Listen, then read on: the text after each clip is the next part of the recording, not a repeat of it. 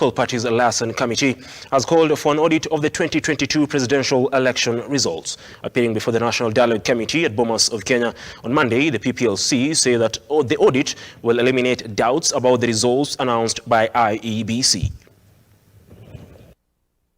On Monday, which saw more stakeholders increasingly presenting their grievances before the National Dialogue Committee on the ongoing bipartisan talks, it was the turn of the political parties' Liaison Committee, which is now proposing amendments in the law against the financial allocation of the political parties. Discussion increasingly touching important issues including boundary adjustments in the country, the sensitive issue of the reform of the IEBC Commission, and the high cost of living menace among other issues as quoted in the 5-point agenda before the Dialogue Committee. Our issue is very basic.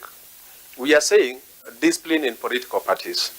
Political parties are the ones that are bringing democracy within the republic. We are requesting that we have timelines. In presidential elections, we have 14 days. In MPs, we have 60 days. 6 months. So we are saying the law should be changed so that we have timelines within which to finalize these disputes.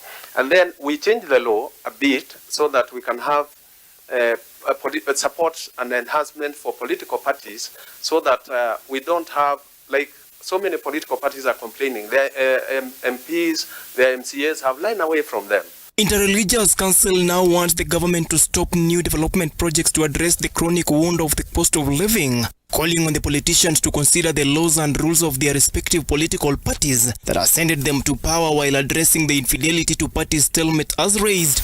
Our plea, our submission here is that Kenyans must not be given these levies at the same time, because we all know the cost of living has gone so high, and we need to cushion Kenyans from... Right. If suspended by your party, you're out, for sure. If the party sponsored you, and you're out. But then for the first time, why did your members vote the other way? Representatives from the National Youth Council had an opportunity to defend their proposal to demand the passage of their bill into law to enable matters youth to be addressed, appealing to the committee to ensure employment and inclusion into the decision-making process in the national matters. So what we need to be able to give the youth of this country is an opportunity to represent them, to represent themselves, and also to be able to be part of the people who are making decisions for this country.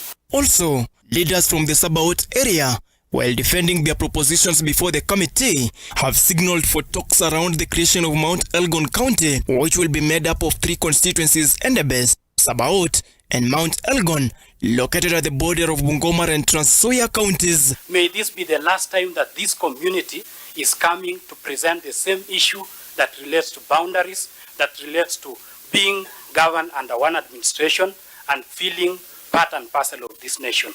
Sisi kama watu wa Sabaot yetu ilikuwa ni kukuja tu kutoa maoni yetu kulingana na vile constitution inasema, na tukaeleza kwa hiyo legal framework, na tukaeleza kwa political framework na vile kuko sahihi. Now to a story that is seen as a boost in the fight against